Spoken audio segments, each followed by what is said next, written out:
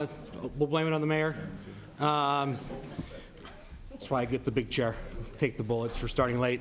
If you would, couple reminders, if you'll turn off your cell phones, number one. Number two, or put them on silent, whatever, especially you all up here on the dais.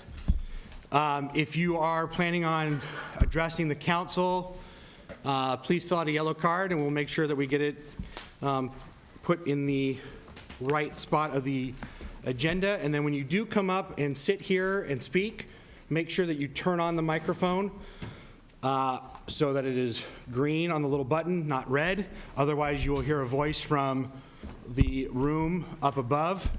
Do you guys have that? Let's hear the voice. Maybe no one's in there. Normally, they'll then reach out over the loudspeaker and tell us to turn on our mics and speak into them. We heard you. There we go. It'll sound something like that. So, good. All right. Whew. Some quick stretches, everyone. Everyone ready? All right. We've already been going since 6 o'clock. We just keep the party going. Okay. So for the TV crew, we're going to get going here in 5, 4, 3, 2. Good evening, Canby, and welcome to the Canby City regular council meeting for May 17th, 2017. If you'll please stand for the invocation and the Pledge of Allegiance.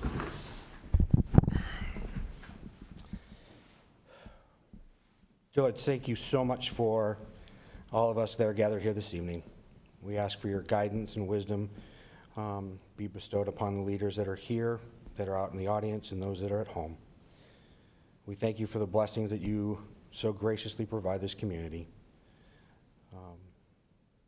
We ask for your protection. We ask for your guidance. We ask that you keep our men and women that are in service protecting us here at home and abroad. Please protect them and keep them safe. We ask these things in your name. Amen. I pledge allegiance to the flag of the United States of America and to the republic for which it stands, one nation under God, indivisible, with liberty and justice for all. Thank you.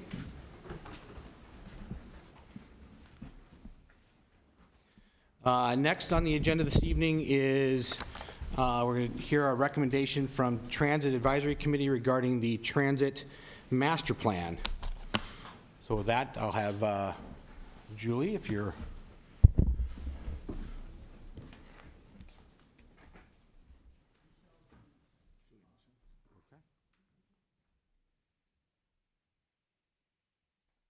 Good evening, Mayor and Council.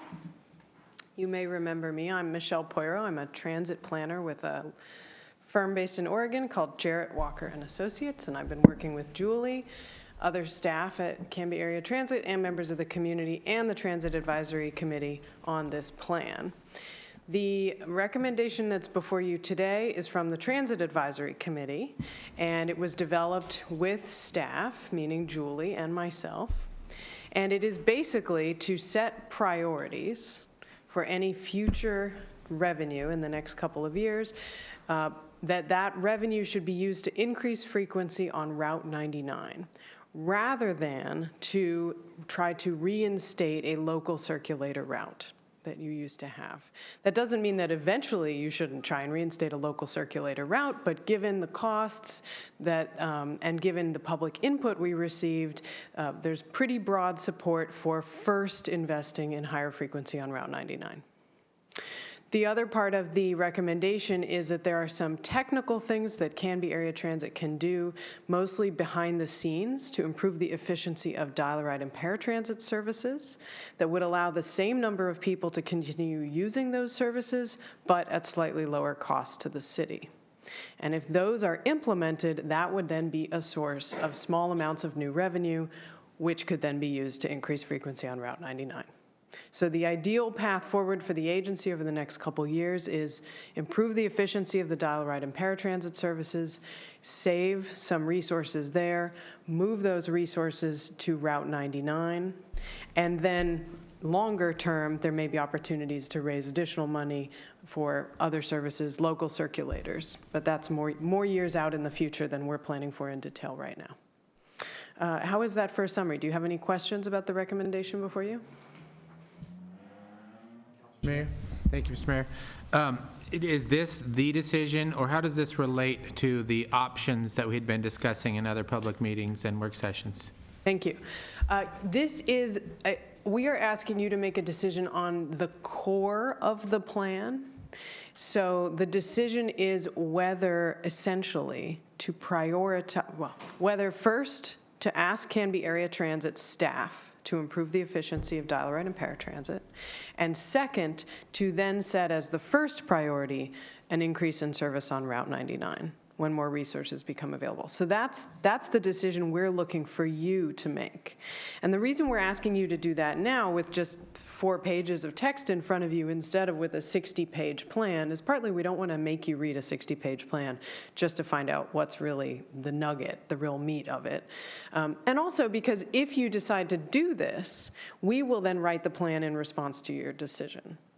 So this is a really important policy level decision that we want to precede all of the detailed work in the actual draft plan, which will come back to you in a couple of months.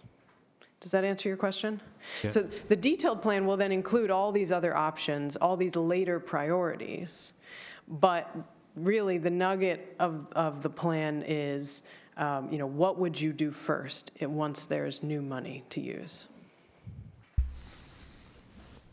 So this doesn't really take any options off of those options you had explained to us in your reports earlier off the table. This just establishes a couple of priorities. Exactly, Okay. yeah. And perhaps I could even say sequencing. There's a sequence that's reflected in this recommendation that we think makes sense. Any other comments or questions? Mary, you might want to mention that we've had previous meetings on this. We have had previous meetings on this. We have.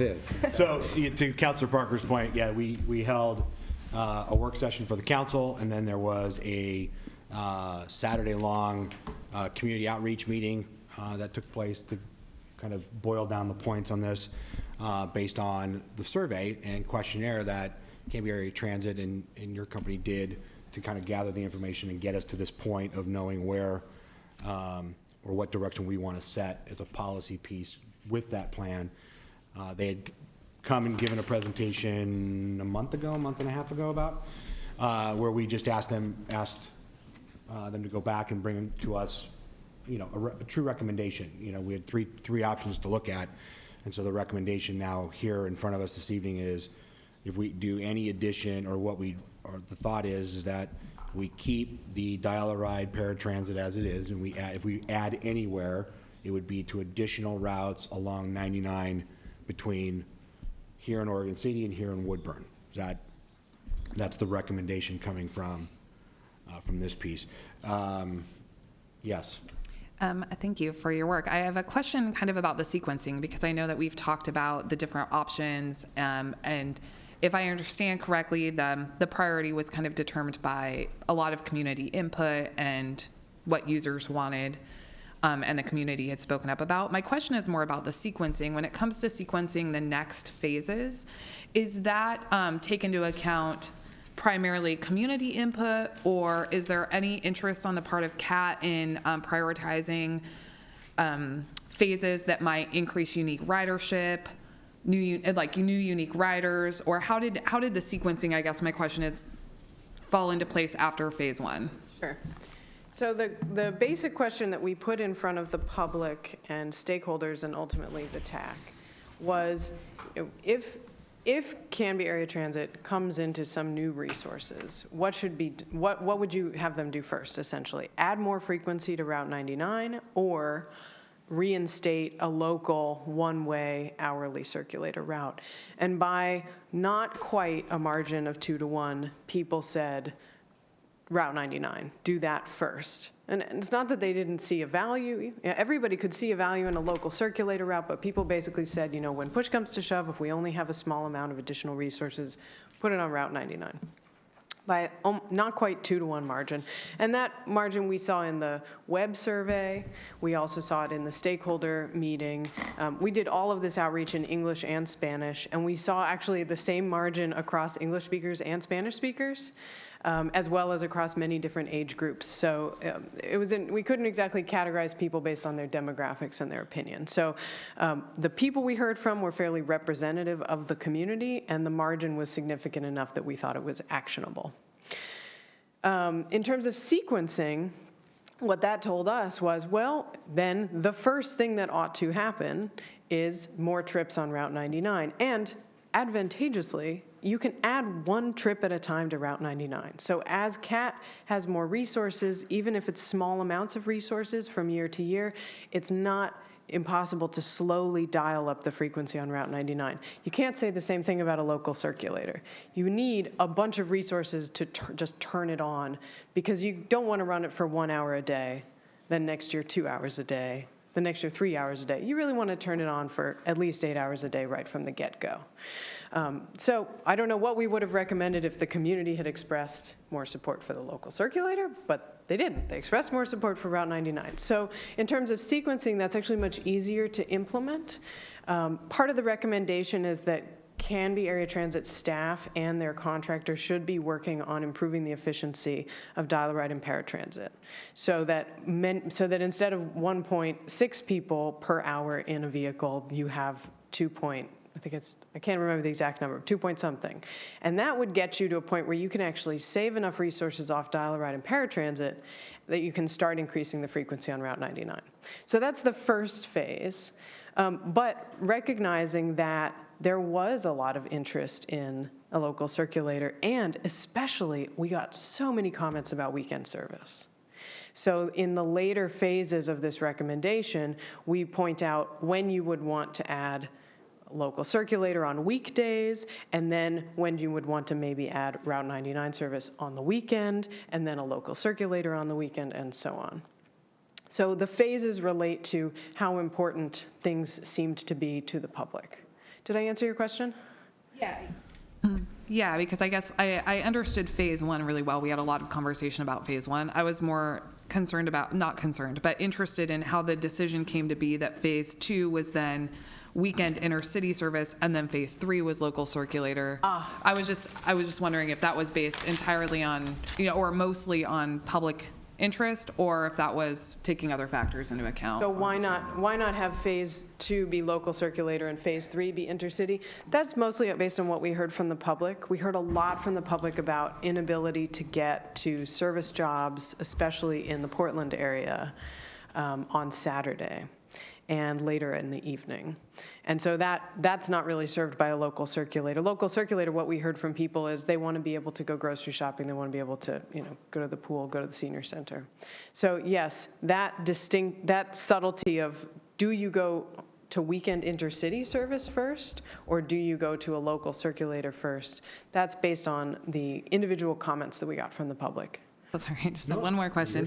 So I remember when we were first having this conversation, one of the barriers to weekend service was that if people worked on the weekends, they worked Saturday and Sunday. And so if we only provided service on Saturday, it didn't really fill the need, and people would need a car anyway. But it looks like phase 2A is mostly saying we're just going to do Saturday.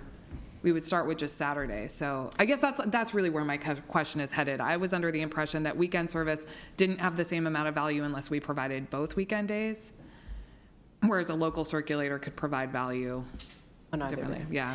Yeah, I think we can all we all have all the information we know to think about this, right? So if you run week service on only Saturday and not Sunday, okay. If people work or go to school during the week, at least they can use it to shop or reach services on Saturday, right?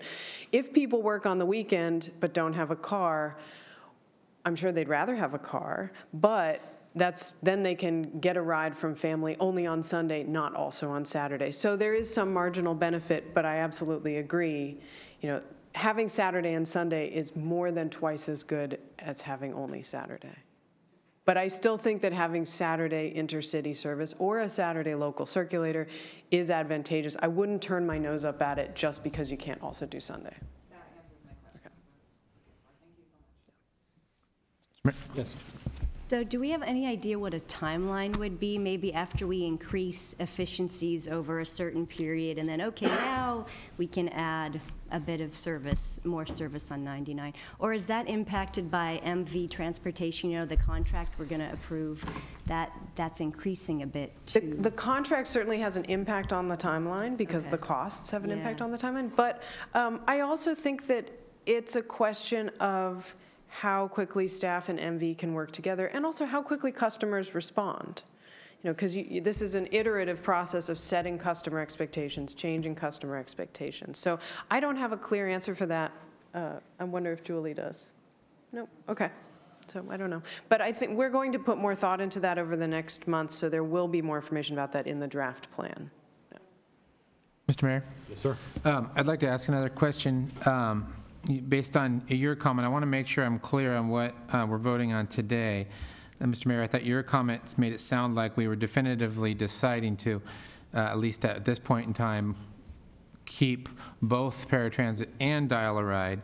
We had our workshops before. There was some discussion of an alternative two that was listed on that I really liked, which actually was expanding dial-a-ride and potentially taking dial-a-ride outside the city, using these efficiencies with dial-a-ride to increase their capacity on those, and then potentially saving some money that could be expanded in a local route, and as well as increasing 99. And I preferred that alternative, and I want to make sure that that alternative is still available at a later date. Or are we deciding, if is anything we're deciding today for closing that alternative in the near future? I don't recall any proposal to expand dial-a-ride beyond the city limits. There is paratransit to Oregon City, and that we're recommending that be maintained. So that may be what you're thinking of, is keeping the paratransit to Oregon City operating. There was also a conversation about whether farther in the future, Canby should be running only dial-a-ride and not paratransit, or only paratransit and not also dial-a-ride. And those are both possible. In the end, it seemed to us that if you did either of those things, it wouldn't actually change the number of customers all that much, and it wouldn't change the basic math all that much. And so there wasn't a big benefit to making that particular change. So what's proposed here is to keep dial-a-ride and paratransit. They're very similar services, except that if you're eligible for paratransit, you get to go to Oregon City. But in order to save resources, not expand them, which would not save resources, that would require more resources being put into dial-a-ride and paratransit if you went farther. But keep the same service area, keep all the same customers, and get basically more people to share the bus with each other. And in that way, reduce the cost of those services without reducing the number of customers. So that's what's in this proposal. Didn't we wasn't there a discussion that that dial-a-ride was able to recapture more and raise more revenue from the users than paratransit, where paratransit had a locked or fixed fee and dial-a-ride had no price restriction? We were able to recapture more from the users? Yes, that is accurate. Paratransit, the fare may not be any more than twice the base fare on your local fixed route. Right now, a little piece of Route 99 is considered a local fixed route. Fare is $1. That means your paratransit fare could never be more than $2. It can never be more than twice the base fare. Dial-a-ride is a optional service you're providing for optional reasons. You could charge as much as you wanted for it. But I do want to caution you, fares are a really lousy way to raise revenue for transit. They just don't get you very much revenue. The range of fare box recovery that's normal for transit agencies is between like 5 and 20% of the cost of running the transit service. So when I talk about raising resources or running more efficiently, and that generating resources that you can spend in another way, what I'm really talking about is not getting more fares, but rather basically having fewer hours of driver time to serve the same number of people. Because then you can assign that driver time to another service where you get more people per hour.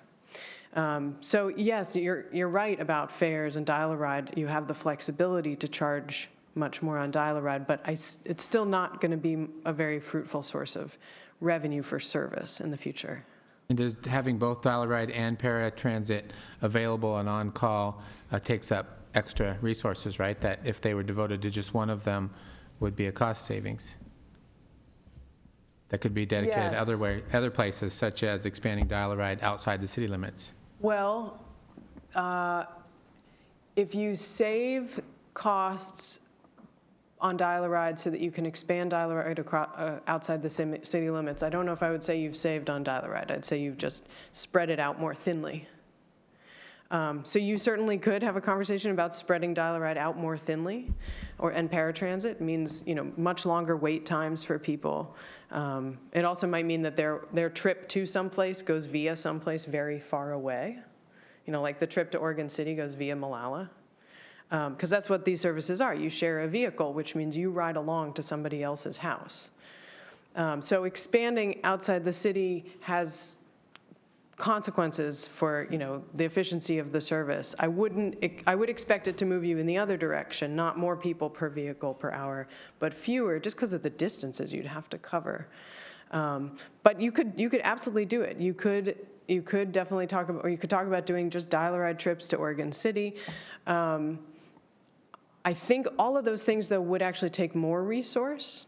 And so that would be in the other direction from what we're recommending here, because what we're recommending is actually a small shift of resources from dial-a-ride and paratransit towards Route 99.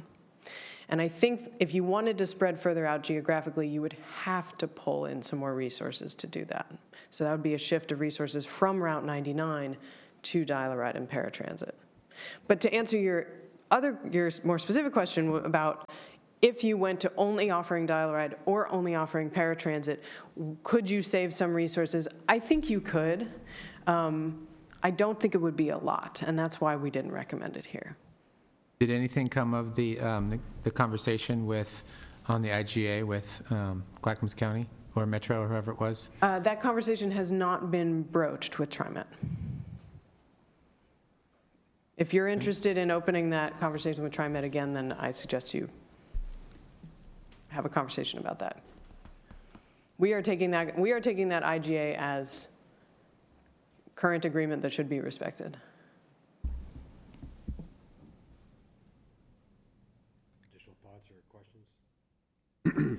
So let me clarify then, what we're deciding tonight, I think, is we asked them to come back with a recommendation for us to either take it, and then they can run forth and complete the transit master plan based off that recommendation, not excluding the other options in the plan necessarily, but those would not necessarily be highlighted, correct? Or they're later in the sequence. Or they're later in the sequence? Yeah. Okay. So does that address your comments there? And I can definitely pay some attention in the writing of the draft plan to this issue of should you ever go all dial-a-ride or should you ever go all paratransit, and what would the consequences be? What would the costs be? What would the savings? What would the impacts be on riders? We can certainly make sure that there's some detail in there, just to help you prepare for, a next conversation if you want to have that conversation in the future. Does that satisfy the questions around that? Yeah, I appreciate that, yeah.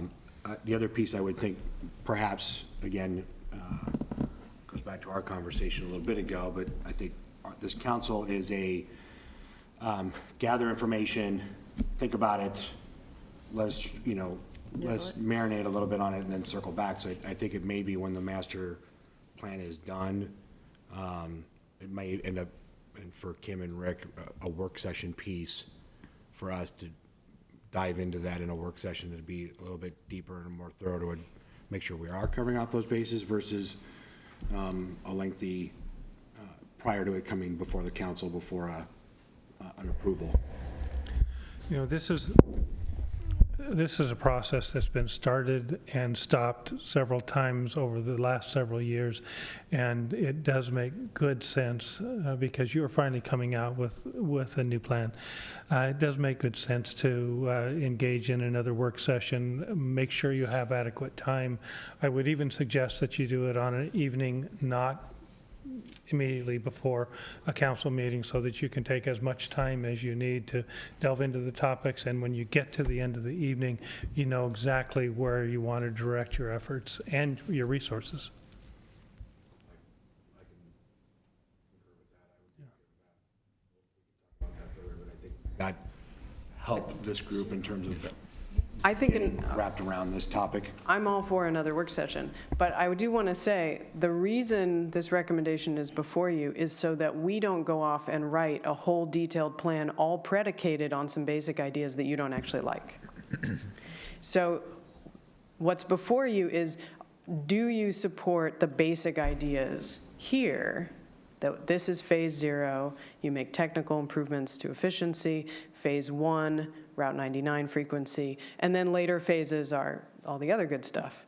If you do support the basic ideas here and you adopt this, that just tells us that we can go build a detailed plan around it. So the reason we're here is so that we use our resources efficiently to build that detailed plan. We didn't want to just bring you a detailed plan, you have to read the whole thing and then we find out that actually you're not in support of some of the really core ideas in the plan. And I appreciate that because I really get tired of redundancy of work. So that would drive me absolutely bananas. So does that satisfy, I think, because that was some of your pieces as well. Well, and I apologize for, I might have missed a step or just simply forgotten, but to Councilor Smith's point about the conversation with TriMet or Metro, what was that conversation actually going to be about? Nobody has proposed going and talking to TriMet that I've heard. 'Cause we're But not- the status right now is TriMet and Canby have an intergovernmental agreement that they came to in 2001, I guess, just before service was started, Right. that Canby will meet TriMet's paratransit obligation for customers who either begin or end their trip in Canby. So TriMet has an obligation to provide paratransit for people from Oregon City to places near Oregon City. Canby doesn't technically need to have a paratransit obligation to Oregon City, but anyway, sort of does, and came to an agreement with TriMet that Canby wouldn't just deliver customers on either Route 99 or Dial-A-Ride or paratransit to Oregon City Transit Center and make TriMet take them to their final destination, but rather that Canby would take them to their final destination. I don't know that this is a bad deal, but it may be a little dated, because at the time, Canby had a lot of local fixed route service, and therefore Canby had a very clear and obvious paratransit obligation. And Canby's paratransit obligation is much less clear now. So it just might be worth revisiting the IGA. It's also possible that Canby can provide a service that's more like Dial-A-Ride, but more scheduled, that isn't paratransit to destinations in Oregon City, and that would satisfy TriMet. I don't know. It might be worth having a conversation with them, but anyway, we've taken the IGA as fixed, working, a given, and we aren't basing any of our recommendations on it changing, but we can certainly advise you on things you could say to TriMet if you wanted to talk to TriMet about it again. That was kind of my question, if we were actually going to propose a change or not. So, okay, that answers my question. Thank you. I don't think there's a desire to. Not on my part. Not this time. The other Well, thing that- is that, you might just ask yourself forget the IGA, and do you want to be providing essentially Dial-A-Ride or a paratransit to Oregon City destinations? And maybe you do, because that's very valuable to the people in your community. So, Yeah, the underlying question of addressing or attempting to address the IGA with Metro would delay this process probably indefinitely to get through and this effort has made it farther than the last couple efforts because you as a council and the Transit Advisory Committee have kept a very strong focus on an expected outcome, and there are definitely variables associated with the choices that need to be made, but introducing unknown outcomes such as a negotiation with TriMet relative to an existing intergovernmental agreement could delay this indefinitely. I certainly wouldn't recommend that any part of a decision point include reopening discussions with TriMet. If we want to pursue that, we can pursue it separately or in a parallel track. Get the plan implemented, approved. Get the the transit program moving forward. And then if we want to explore options to tweak the program, I think we can do that, including and up to engaging TriMet in discussions. And my read of the IGA is that actually you have the flexibility to change the way services run to these Oregon City destinations, that there is plenty of improvement and change possible without changing the IGA. So I think you can, there's a lot that can be done before you have to go back to TriMet and renegotiate it. You're being very optimistic about TriMet. Just lay that out there. Yeah, I think the path of least resistance is finding a solution that doesn't in any way give the appearance of encumbering TriMet's authority. Trying to think of a nice term, that was the best one I could come up with. So there isn't exactly a motion per se, but just a matter of consensus that we're getting, that this is the recommendation we're getting is what we asked for, and that this gives them at least a path to create the plan based around these elements in the recommendation. So I'm seeing head nods that that's the go-ahead. Yes, sir. Yeah, I like these priorities, yeah. So I think you have consensus from us that you are tracking well. Great. And to do that, is there any other, There is a recommended motion in the Oh, there packet, is. though. I apologize. I'm happy to make it. That would be fantastic. All right. I move to adopt the Staff and Transit Advisory Committee's recommendation of a phased approach to outlining future Canby area transit services in the Transit Master Plan as set forth in the April 21st, 2017 staff report. Second. Okay, motion's been made by Councilor Height, seconded by Councilor Spoon. Any other further discussion? We will be having a work session later on the more detailed plan. When the plan is fully developed and vetted out, we will, as we were just talking about, there will be an additional work session to dive into the nitty-gritty and the details of the transit plan before it comes back for us to approve it. At which point, we will probably have more dialogue at that point as well. And I'll be voting for it, but I do reserve my preference for expanding Dial-A-Ride and probably combining those two programs into one, but maybe she can answer more questions on that later. Happy Be to. noted. Okay, all those in favor? Aye. Anyone opposed? That carries 6-0. Thank you, Michelle. Michelle, Michelle. I'll go write the plan now. There you go. So we'll have that next month? Thanks, Michelle. Moving next on the agenda is to communications. Anything, Rick, Joe, and Kim, anything on your front? No, I don't. No. Okay. First opportunity this evening for citizen input and community announcements. So this is an opportunity for audience members to address the council on items not necessarily on the agenda. Each person will be given 3 minutes to speak. You are first required to fill out a testimony card. Those in yellow that are located there on the back. If you'd please bring those up to the city recorder. She will pass them down through me. And we will make every opportunity to respond to questions or and whatnot raised during the input before tonight's meeting ends or quickly thereafter. Our first person up is Sarah Helpler regarding the invocation prior to the meeting. Hi. Yep. Like you said, I'm Sarah Hepler. I was born and raised in Canby. My husband was also born and raised, and we came back here about 15 years ago to continue raising our kids in Canby. So I just wanted to... Speak into the mic, please. Oh, sorry. The voices from the ceiling again. I try to attend the city council meetings when I can, but when I can't, because I'm a mom of 3 kids, busy kids, I do watch them online. So thank you for putting them online in that service. I really appreciate it. So when I was watching, I think it was April 19th, 2 citizens spoke, Bob Jones and Karen Fenton, I believe. That struck me. One is Bob Jones. I remember him from high school.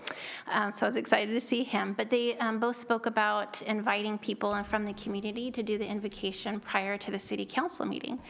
And I was really excited about that as an opportunity to invite people from the community in this room in a very positive way.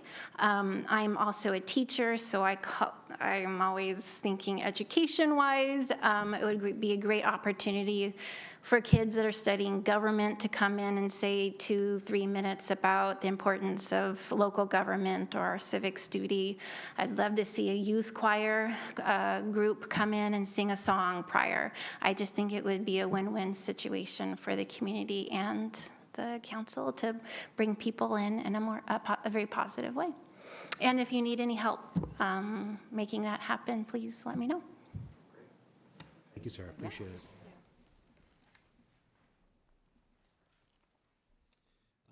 Next, we have Betty Crawford talking about the Dolly Parton Library Initiative. Or award. The Dolly Parton Initiative, yeah. Good evening, Mayor. How are you, Betty? My name is Betty Crawford. I am a member of Canby Kiwanis. I am the Kiwanis Foundation Chair for that. We had a really cool event on Saturday that I wanted to share with you and kind of catch you up on something we're doing. We had a dance party kickoff for little kids here at the library. Kiwanis International motto is serving the children of the world. Canby Kiwanis embraces that motto, but brings it in more personally. We try to serve the children of Canby. One of the projects we have taken on in looking at this is addressing early childhood reading. That's the kiddos that aren't in kindergarten yet. And all the children in Canby should have this opportunity. So the Dolly Parton Imagination Library is a project we have taken on as the Kiwanis are signing up any child under 5 years of age, and I'll tell you in a minute how they can, but to receive a free book every month. The Kiwanis has taken on this project ourselves in here, and we service all the children in the Canby School District. Under 5 years, every month, they will be able to receive a free book addressed and mailed to them. And the sign up for this, I want to please share so you can also share this, is we have sign-ups that parent or guardians can give us the information that is private, confidential, to come to the library, to the Kiwanis thrift store, and I am aware online to sign up their kids to get these books. My youngest grandson is 18 months old, and he will be receiving his first book this month. And I'm excited because he already loves to read. The event we had was, as I said, a dance party, and it was. We had an ABC band there over in the Willamette Room, I believe it is, over here. And the kids were dancing. Boy, we had some couple twins that were just rocking it. And they got to do some arts and crafts, decorate their own book holder. We also served corn dogs and popcorn, and kids who signed up got to get their first book here. Everybody just had fun. Even the grown-ups were getting their faces painted, and just a blast. But with this project, we were able to sign up on Saturday approximately 43 kiddos. We are now at about 115 kiddos in the Canby area that are going to be getting books to read, or just even to look at the pictures and hold. The earliest experience with books will create a wonderful lifelong experience. So I think that's all I have to share. It was exciting. Wonderful. And it was fun. And yes, I was a bunny that day. You say you were a bunny? I was a bunny. Face painted. Face painted ears, you know. Betty, you and Tony, I commend you both. You guys are so very much involved in Canby and so many things, and I really appreciate all that you guys do for Canby in so many different areas. So thank you for taking this on your plate, which I know is already very full with things that you do, but thank you for coming and letting us know about this and keeping it being talked about. So we definitely need that and this is a good forum for it, so thank you. I would like to compliment Angela Baker. She is the chair of the Imagination Library. She is the beginning breath of it. She looked into it, she went and sought it out, and brought it to our foundation board and said, this is something we need to do. And so I thank Angela for all she's doing for this. But thank you. Any of you who have little children, grandkids, sign them up, please. Thank you. Thanks, Betty. I got a little, Thank you, Betty. little And I grandboy. think you deserve a spontaneous round.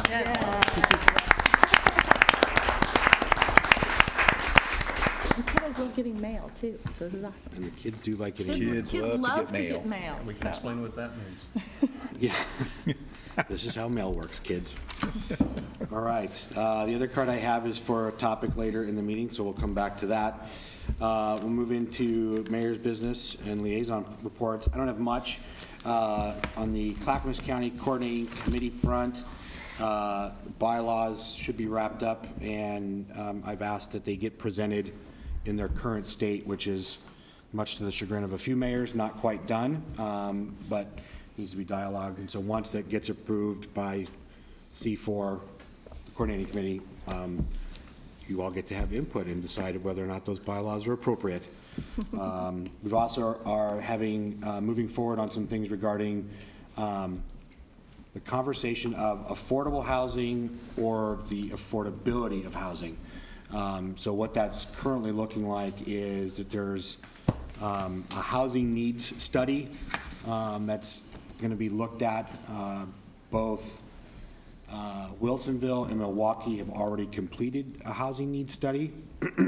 So the county is looking at a group effort to discuss what is the needs across the county. And I know that's something that I think cities are to do, or I don't know if it's a requirement, Rick, or it's a very strongly encouraged thing to do a housing needs study like every 10 years or so. They tend to be very expensive to do. I don't know when our last one was done. If I remember right, it was done in 2000, either 2008 or 2010, and they're typically done every 10 years, yes. Okay. So the county's looking to take on the bulk of the load, and then asking cities to maybe contribute financially to help look at a whole county study, and then using those results compared to Wilsonville's and Milwaukee's study to determine, do we have an affordability issue? And if it's an affordability issue, what might be some things done? Or is it an affordable housing piece that needs to be looked at? And then where would those pockets fall? Like we were talking earlier tonight, those potential pockets tend to fall along in cities that have county services already. And so, that's what we're anticipating, at least that study will do. So I'll keep you posted on that. And that's going to be a huge conversation topic at the C4 retreat. That's going to be in August. So I will keep you posted on that. Transportation front for Clackamas County, sounds like the state legislators have definitely taken everything, the kitchen sink, the baby, the bathwater, and they're throwing it all into transportation in terms of where funding would come from to generate, I think, $8.6 billion over 10 years to do and address road maintenance, infrastructure improvements for bridges, and then also using funding for addressing some key bottleneck areas. So 217 and I-5 at the Rose Quarter, and then expansion of 205 there at Abernathy Bridge as it connects into I-5. So more to come on that.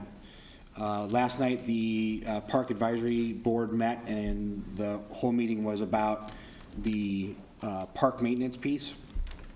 Not only issues around park maintenance, but the funding piece that Matilda had brought to us in a work session, so they vetted that out more in terms of kind of a Q&A piece for community. And so once they've ironed those pieces out, that will come back to us for conversation and determining what route we want to go. They will have a dollar recommendation as well as a recommendation, or I've asked them to come back with a dollar amount as well as a recommendation on path that they feel that we should take. So more to come on that piece. Attended this morning the Clackamas County Economic Summit. It was a tremendous focus on exports out of Oregon and specifically Clackamas County. It was probably the fastest 2-hour county breakfast I've been to in a while.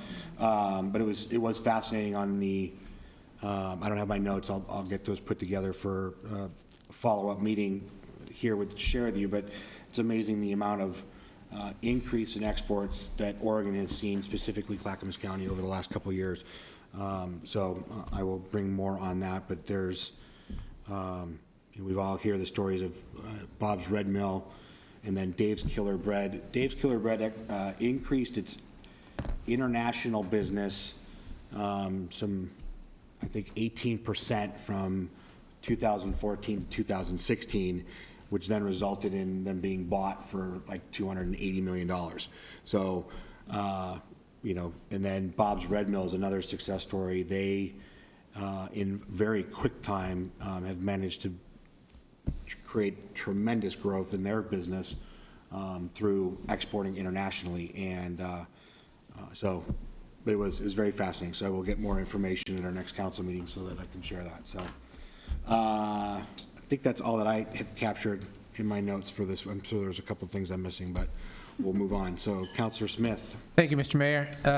The only committee that I have to liaison since our last meeting is the Planning Commission. The Planning Commission met last Monday. And there was a minor partition that was approved, creating a separate lot on an existing lot that was for an additional dwelling, an accessory dwelling. That was passed unanimously by the Planning Commission. But there was a more detailed piece to the Planning Commission meeting, which was we had our traffic engineer develop, and I believe this is publicly available. The Planning Commission had asked for some analysis and for some explanation about Canby's current traffic management, traffic capacities, what can be done to deal with traffic. And so there was a presentation put together, and I'll highlight a couple of the pieces.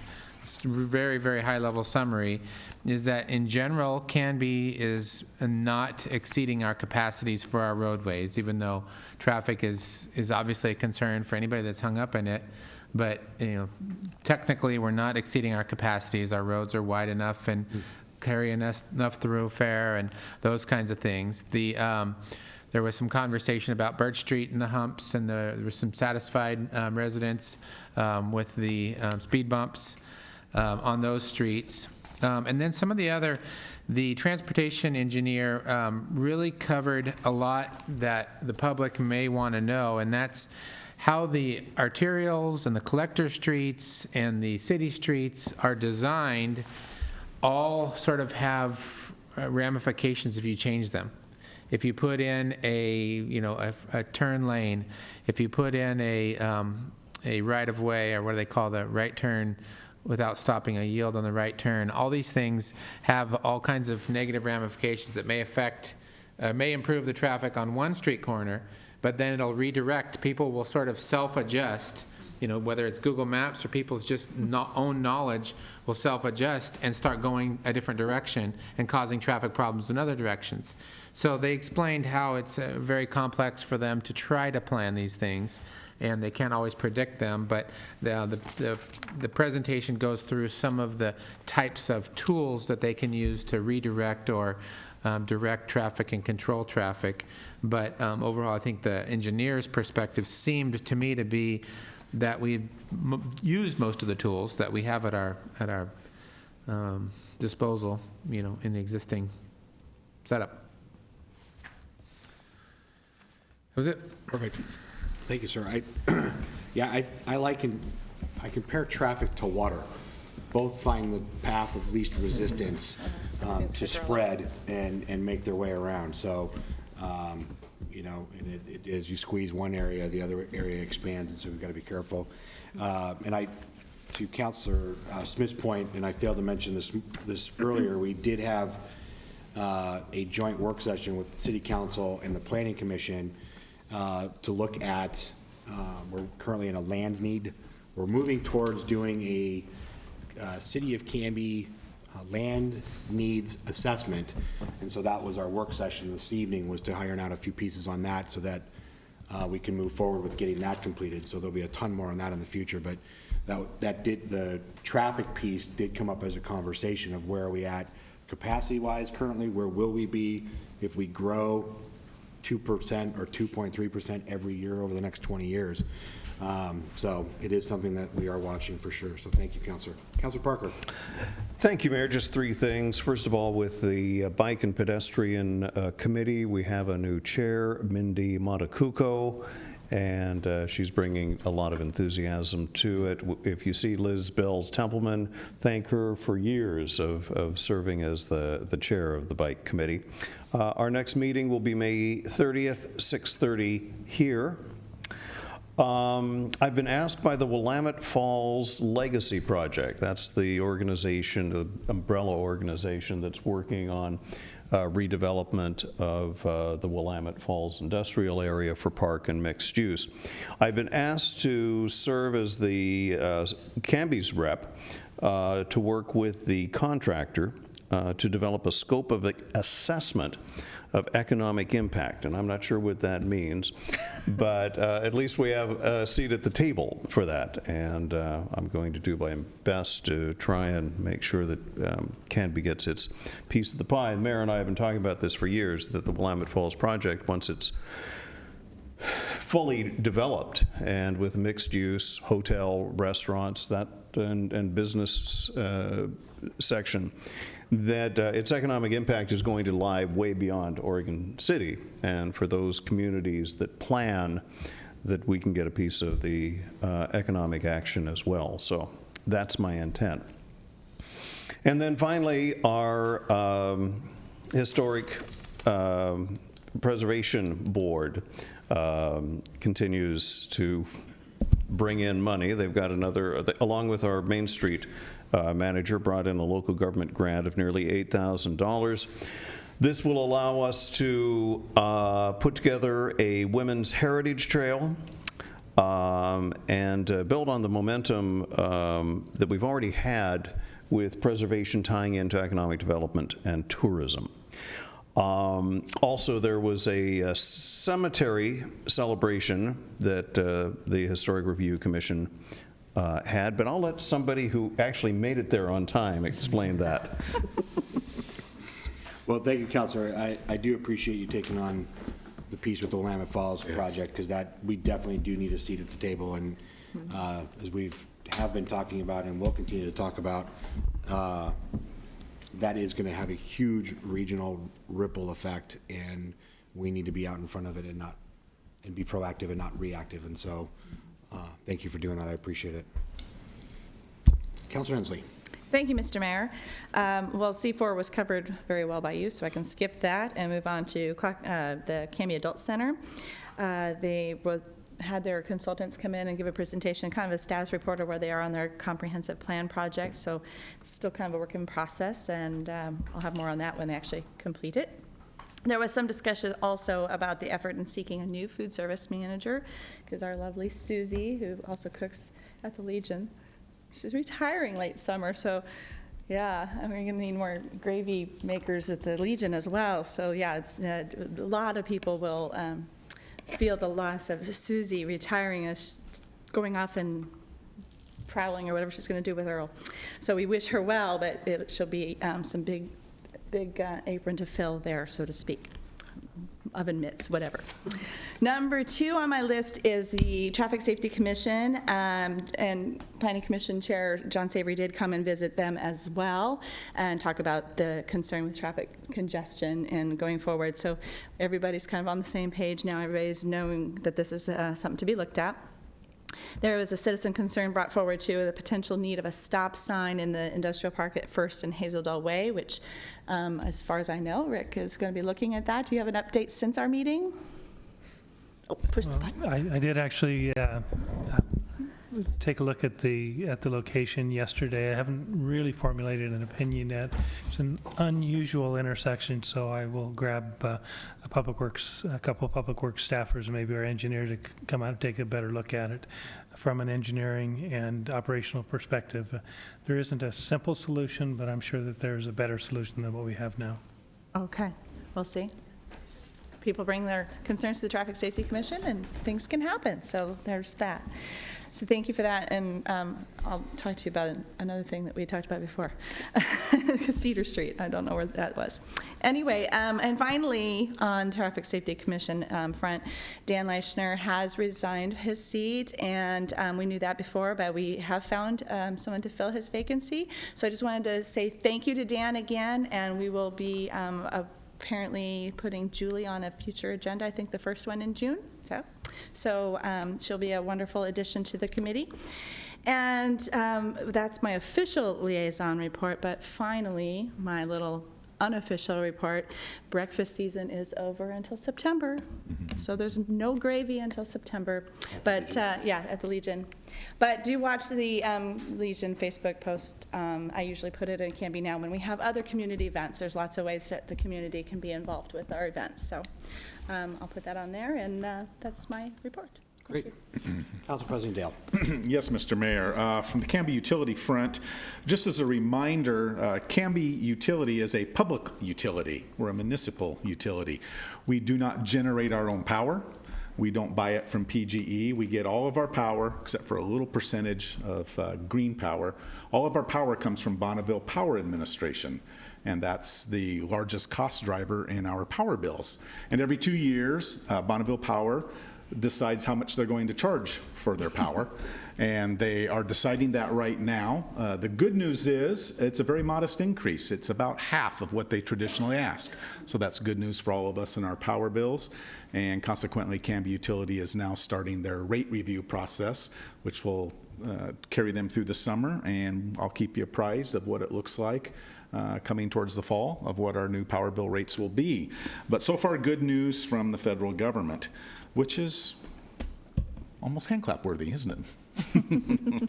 And then finally, just to remind all my fellow councilors that we do have budget committee tomorrow night. Thank you for that. Thank you, sir. Did you want to give an update on the budget meeting so far? Want to, or would I be glad to? Yes. Would you be glad to? I would be glad to, Thank Mr. Mayor, yes. Canby's budget process is the same as all the other cities in Oregon. Our city administrator is our budget officer, and he is in charge ultimately of delivering a budget to the city council. And so he works for months with, in particular, Julie, our finance director, and meets with all of the department heads in the city. And they do an incredible amount of work to come up with a budget. It is an amazing amount of work that it takes to put together a budget for a city the size of Canby, which we think is a fairly modest one, but it is a lot of work. And then that budget is brought before the budget committee, which is composed of your city council members. The mayor sits on it as an ex officio member, and then we also have an equal number of citizens that are appointed to that committee. And the job of the budget committee then is to review the budget, to ask a lot of questions, tough questions, make sure it adheres to the city's policies, that it all looks like it's doing what it needs to do.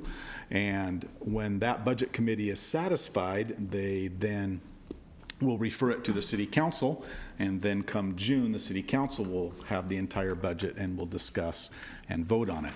So that typically in the past few years is taking just a couple meetings to do. So we met last week, we got through the Urban Renewal Agency's budget, and it's been passed on to the Urban Renewal Agency. And we got, what, 2/3 of the way through the general fund? Yeah, about 2/3 of the way through the general fund. We got through the biggest departments, so. Got through the biggest ones. And tomorrow night, we'll pick up with parks. Yes. And we'll finish out the general fund, and then we'll do what we call all the enterprise funds, which is like sewer and other glamorous things like that. And Glamorous. hopefully be done with the process tomorrow night, and if not, we'll have one more week at it that we'll wrap it up. It's open to the public. Everyone's invited. If you don't have anything better to do, come and see us between 6 and 8 o'clock tomorrow night. It is actually kind of fascinating. If you want to hear how money gets spent in the city, budget committee meetings are a great place to learn and listen in on the conversation. Mr. Chair, is the public meeting or the public hearing for that is also noticed for tomorrow night, correct?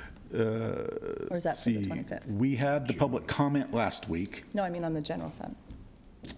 The general fund, Julie? Was done last week. Yeah, so we had the public hearing on the state revenue. So there's and no the more public comment available, Right. even though we haven't gone all the way through the funds? That is correct. However, the public does have another opportunity for public hearing at the city council meeting. Okay. Right. Because that was kind of my point, is we didn't get all the way through the fund. So what if someone had a comment on the Parks Fund, for example? They can come to the council meeting. You bet. There, thank you. Great. Thank you, sir, Thank you, for that. Mr. I appreciate it. You bet. Councilor Hyde, hello. Hello. So there's good news with the library. The drop box in the alley, you know, there's been finger snapping happening. Well, that's repaired, and my fingers were spared. I went this weekend, I had my family check it out. But yeah, so instead of the metal it was kind of ill-fitting, or it was maybe, I'm not exactly sure, but it was spring-loaded tightly, but it would snap you. It's rubber, and you can, you know, put your hand down gently. But anyway, thank you, City of Canby, for making that fix. The library patrons are glad. And then other events, you know, June 3rd, the Friends of the Library are having their beach, it's the first time they're doing this. It's called a beach book sale. They usually do their 4th of July sale, but they're not doing that anymore because the Independence Day route no longer goes by the library since we moved to this location. So they decided to regroup and do something. It's paperbacks only, I guess, and it's kind of, I don't know, summer themed. Anyway, it's on June 3rd. I don't exactly know what time, but that's what's coming. And so see that on social media and come buy some books to patronize them. And with the school district, I went to a work session. They talked about, those meetings are a bit more casual, but we talked about state funding a little bit for education that's happening now, 6th through 8th grade math curriculum adoption, we talked about that. And then the FBLA kids, 5 of them are going to nationals, so their advisor talked about that, which is pretty impressive, and their club is growing. They're like up to 53 members, and that's Future Business Leaders of America, by the way. That's what that stands for, so they're doing really well.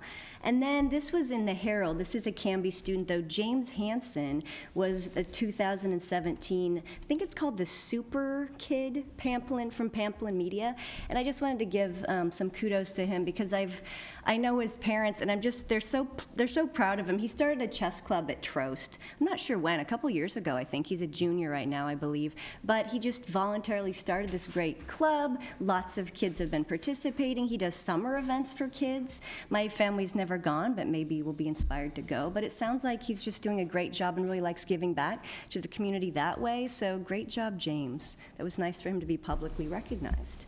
So, yeah. Canby Independence Day, Jamie Stickle and I, the Main Street manager, and Greg Perez met at last. And so we talked a bit. We're on the parade organization crew, and so it's helpful for us to kind of make some progress on how that's going to look. And probably Councilor Spoon already mentioned this in the past, but I wanted to remind. So there's going to be a cutoff date of June 26th for parade entries for applicants that want to be in the parade this year. So make sure if you're thinking your family, your club, your neighborhood, whatever, if you want to be in it, please feel free. We welcome everyone, but make sure that you get your application in by June 26th so that we can review them all. And that's that'll be on the website, the Main Street program, et cetera. So look there. And then the Lions Club, this is kind of exciting. There's a member who's been a Lions Club member in Canby for 50 years, and they're having a little celebration for him this Saturday, 2 to 4. His name is Bob Kavana. I think I'm pronouncing his name right. But members of the public are welcome to come by and just, kind of tip your hat and say thanks for serving for 50 years. That's pretty cool. So that's 2 to 4 on Saturday for Bob. Yay. And then lastly, there's a new member of our Bike and Ped committee here. That is Shannon. Will you wave? So we're going to approve her soon with the consent agenda, but I wanted to say thanks for stepping up and serving on the Bike and Ped committee. Welcome. Yeah. So yay. And that's all I've got. Mr. Mayor, question? Thank you. Sure. And yes. Councilor Hyde, could you, has there been any update? I've heard from actually one of the principals in the elementary schools that they're basically running out of room, and there's some conversation about potentially reopening Ackerman or figuring out which school to start reopening or reusing.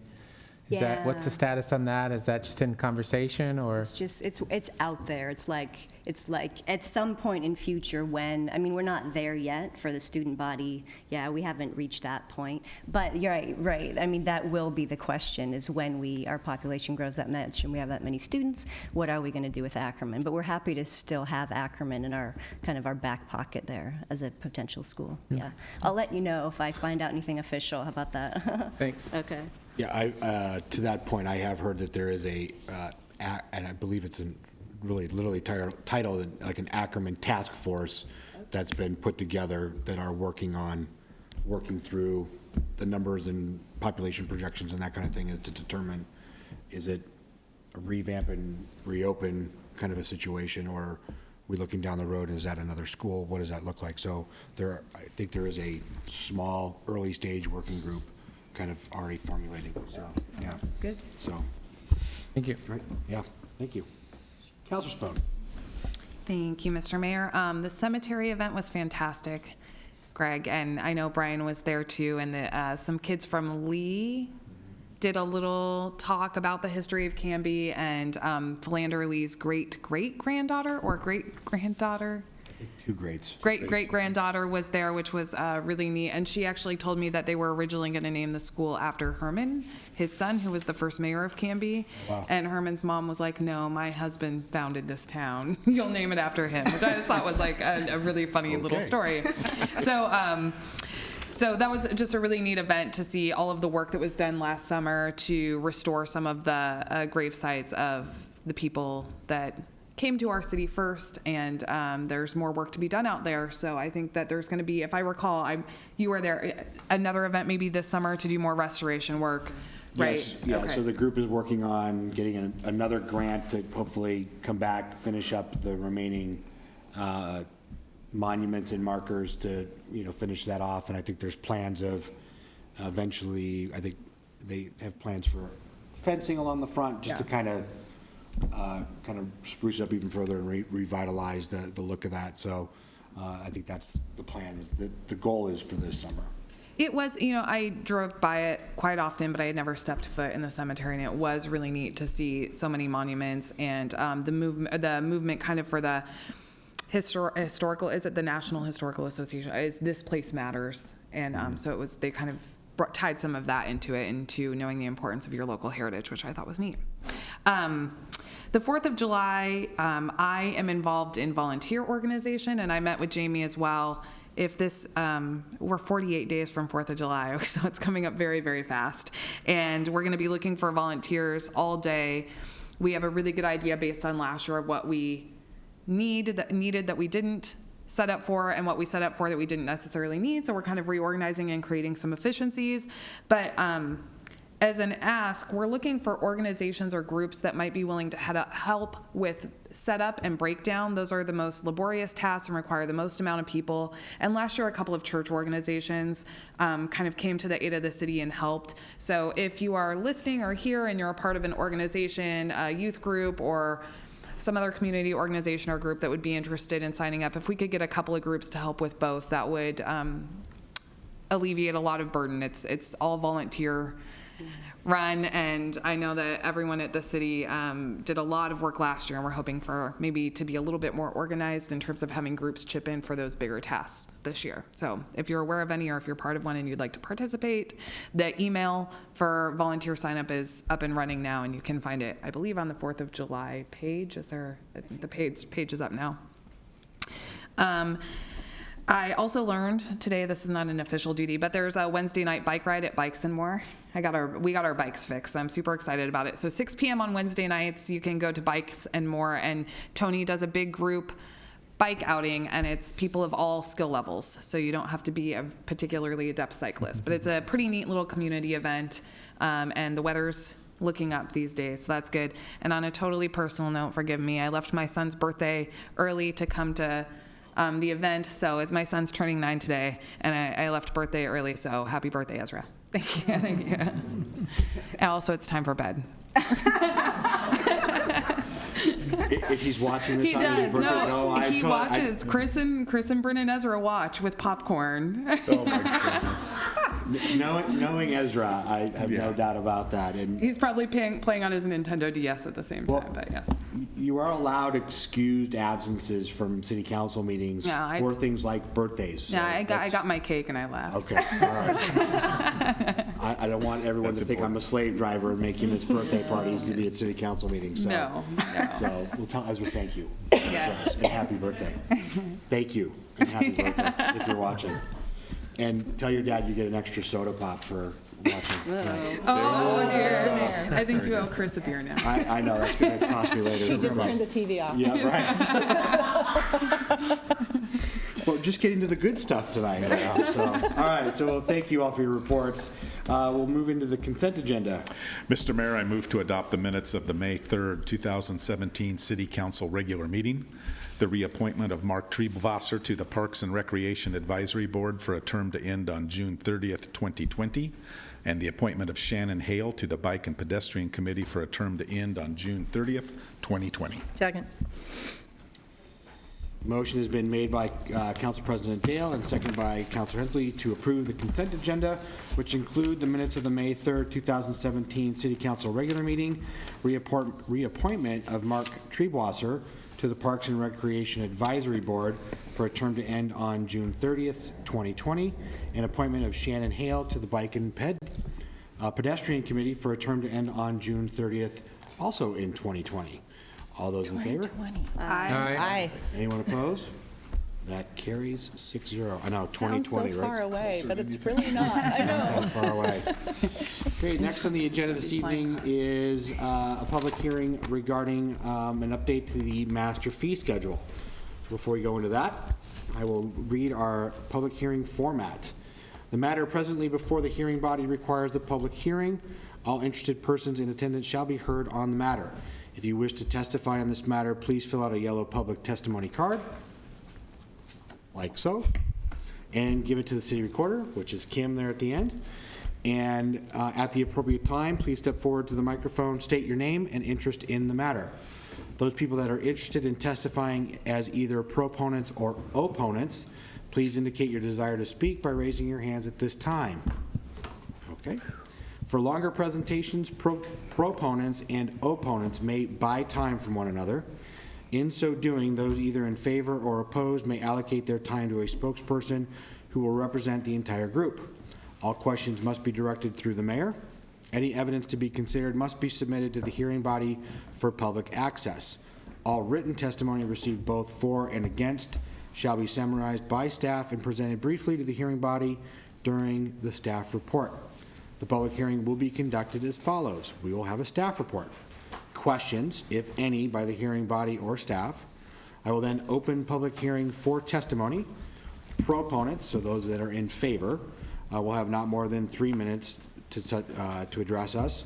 Opponents, those opposed, not more than 3 minutes as well. I will then close the public hearing. Any further questions, if any, by the hearing body, and then discussion by the hearing body. A decision shall be made by the hearing body at the close of the hearing, or the matter will be continued to a date certain in the future. This will be the only notice of that date you will receive. Does anyone have any questions about the procedure of the hearing? Seeing none, we will go into the staff report. Yes, thank you, Chair. Mayor, we have actually some pretty good news this year, I think, overall, relative to the proposed fee changes. As you know, this is a public hearing and action that you take on an annual basis. And this was established in May of 2010 to be an annual activity, and the underlying intent was to provide clarity and transparency in the establishment and application of fees within the city of Canby. You probably noticed in looking at the fee exhibit that the biggest thing you see looking down the pages is no change.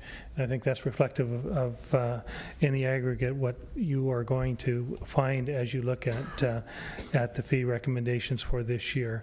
I'll go down very quickly and identify those areas of change and the specifics of that change. In administration, we are proposing to delete the First Friday marketing program. Fee is simply no longer being charged. Main Street program, we're deleting the Wiener Dog Race fee, as it is also no longer being charged. We're adding a new fee for the car show, and that is $10 with an early bird discount of $8. Under the police department, photos, videos on CD, an increase of $15 to $20 to reflect increased costs for materials and postage. Special event security increasing from $60 to $65 per hour to reflect increased personnel costs. In our court system, city court assessment, we're deleting this because we actually had it included in 2 different locations. So we're deleting the duplication, and the revised fee structure corrects that error.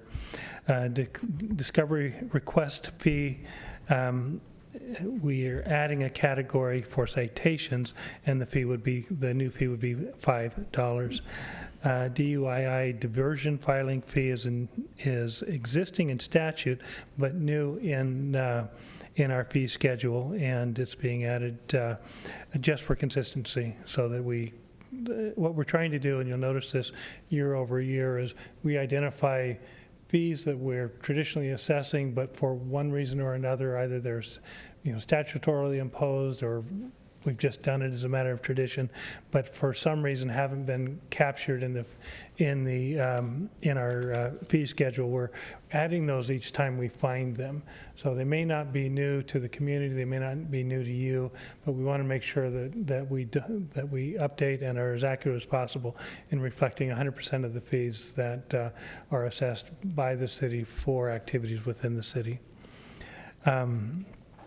The failure to comply suspension fee, name change, the fee was formerly listed on the schedule as a DMV suspension reinstatement, but it's been renamed to more accurately reflect the fee assessed when the court suspended a driver's license. The failure to appear at, it's not trail fee, it's trial fee, is a new fee, $100. This fee has been in existence under court order, but it's being added, as I indicated earlier, to the fee schedule for consistency purposes. It offsets the costs of jury and witness fees when the defendant does not appear. Parking ticket late fees, it's a new fee. It's been in existence under court order. Again, we're codifying it. The range is $15 to $25. We're deleting fee for damaged items. Checkout bags and microfilm readers can no longer be damaged because they're no longer available to the public. They're simply items that we don't carry. A new damaged item, as we are pursuing our RFID labeling, we have proposed in a $1 replacement cost charge for lost or damaged labels. As you know, they cost us quite a bit of money to both purchase and to apply, so want to recover just the cost of replacing those. Public Works, the labor rate increased from $45 to $50 per hour. This simply reflects the increased personnel costs. Mower rate, this is a new fee at $5 an hour, and essentially what we've established this because we use the mower that is a public works mower for other activities within the city's system, most commonly within our cemetery because we don't have a dedicated mower to the cemetery. So rather than purchasing a mower and having to maintain 2 mowers, we are simply establishing an hourly rate so that we can appropriately reimburse the Public Works Department, which is one fund, by the cemetery, which is a general fund operation. System and development charges, transportation and parks increases. This is an inflation adjustment based on the engineering news record, which tracks the cost of building materials over time and is the indicated inflation monitor that we use for STC inflation adjustment. The recommended increase is 3.9%, and I didn't try to identify each of those. They're in the summary, and you can track them because you'll note that it's 3.9% greater than all of the fees that we'd established for the 2016-17 fiscal year. The planning increase, we had not increased our planning fees over the last 5 years. We'd been in such a period of economic downfall, or downturn. Some people would say downfall as well. Economic downturn that we're taking a very conservative approach. We didn't increase the fees.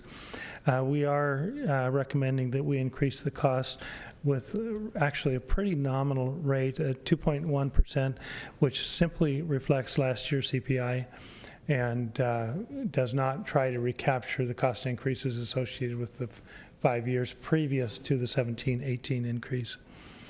We have a minor variance fee. This is a new fee. The proposal is $120 being added because the service was frequently required, but we did not have a designated fee previously.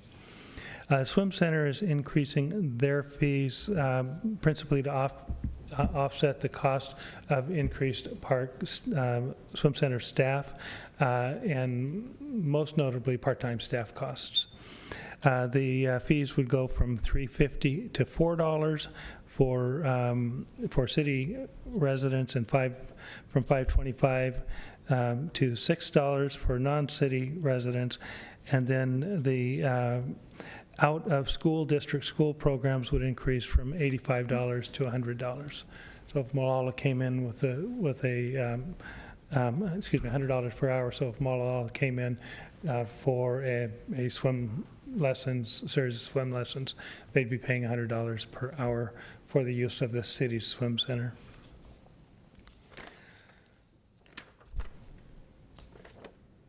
And that, believe it or not, is the totality of the fee recommendations for this year. Thanks, Rick, for that. I appreciate that. Two questions that I have. So the police special event security, how often are our police officers asked for cover during special events? Is that like You know, it happens occasionally. For instance, possibly, I don't know whether the Junkery Funk in 2016 paid that, but they might have events that require enhanced security that are formal events. We do on occasion require either private security or law enforcement presence at events that have large numbers of people. It doesn't happen terribly often, but when it does happen, we want to have the ability to charge. I believe also that we have enhanced security during the fair, if I remember right, and there are probably undoubtedly some other times that I'm just not recalling. I don't track that too closely, so I can't give you a terribly accurate answer, but those would be the types of events that would be subject to the fee increase. Thank you. The second question I have, can you explain why the siloing with the mower? Because, I mean, in regards to Public Works versus the cemetery, I mean, cemetery. Public Works is a special revenue fund in that it receives funding that's dedicated funding, and they use that dedicated funding to purchase the mower and then loan the mower to a non-Public Works related program, which is the cemetery. So we have created a structure that allows Public Works to recapture their actual costs associated with that piece of equipment that they're loaning to a non-Public Works program. This is consistent with what we do in maintaining the cemetery, in that we establish an hourly rate for Public Works staff and bill based on actual hours worked, and that is the basis upon which we staff and maintain the cemetery on a day-to-day basis. the alternative was to spend several thousands of dollars to purchase a lawnmower and then be required to maintain that lawnmower, and it just made more sense, more economic sense, because our use is proportionally less than Public Works is. Our use in the general fund for the cemetery is proportionally lower use than Public Works would have for its demand on the same mower.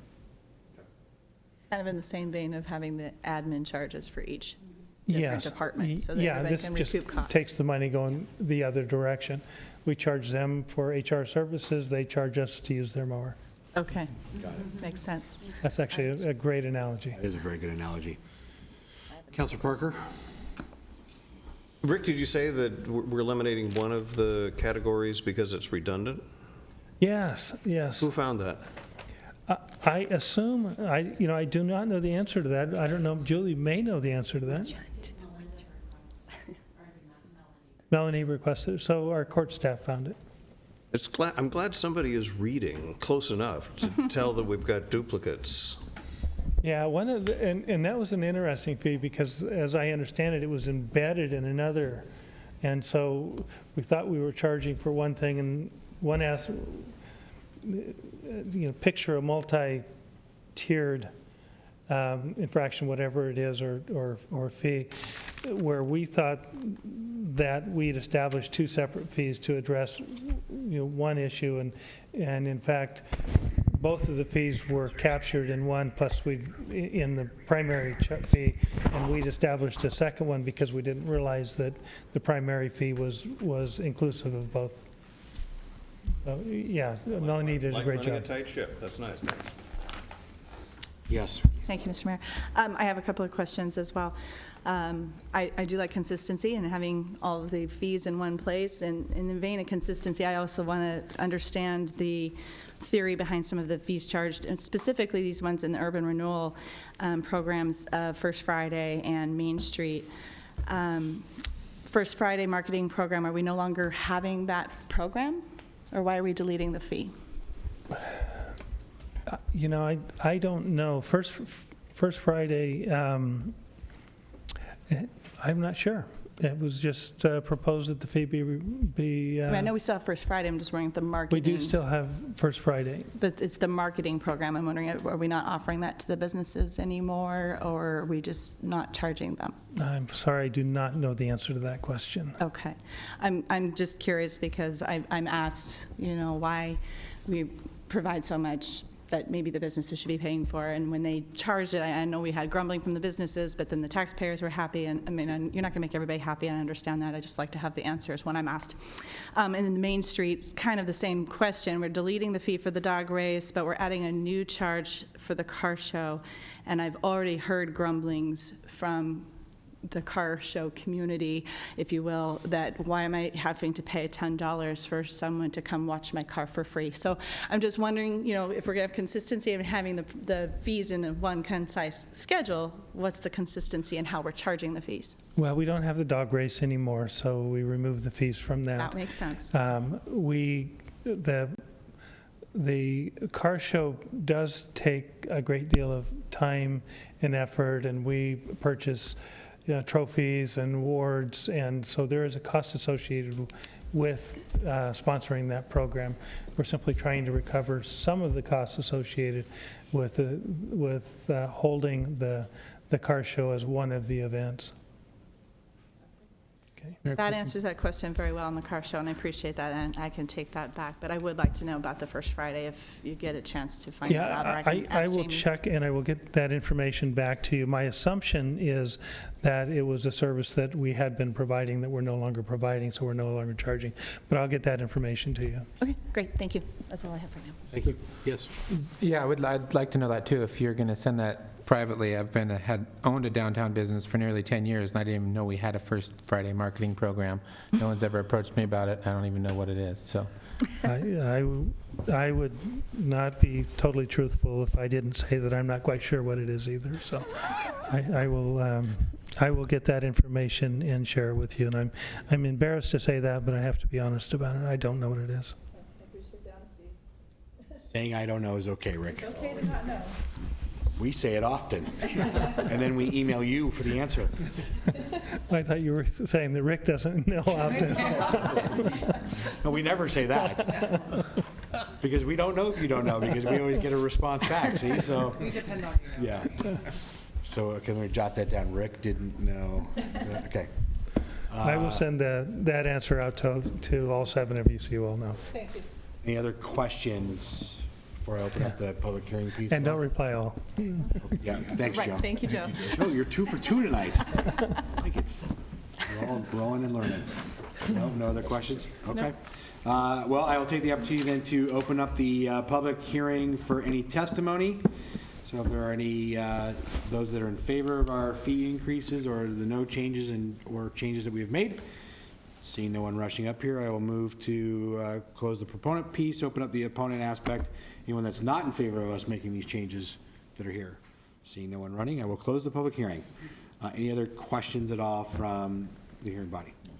Okay, discussion? If I may, I would really like to express my appreciation to Julie for kind of coordinating this whole process. It was pretty exhaustive. She spent a good part of the last 6 weeks corralling and working with all of the departments to get this information together, to make sure it was accurate and to be able to present it in a concise and understandable way. So thank you, Julie.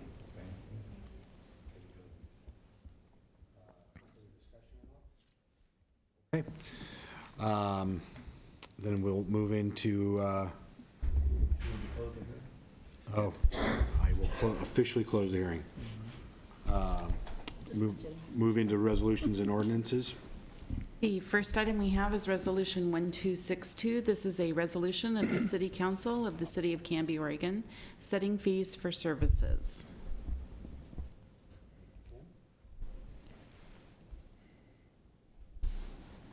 Anyone care to make a motion, or we? I will. I move to adopt Resolution 1262, a resolution of the City Council of the City of Canby, Oregon, setting fees for services.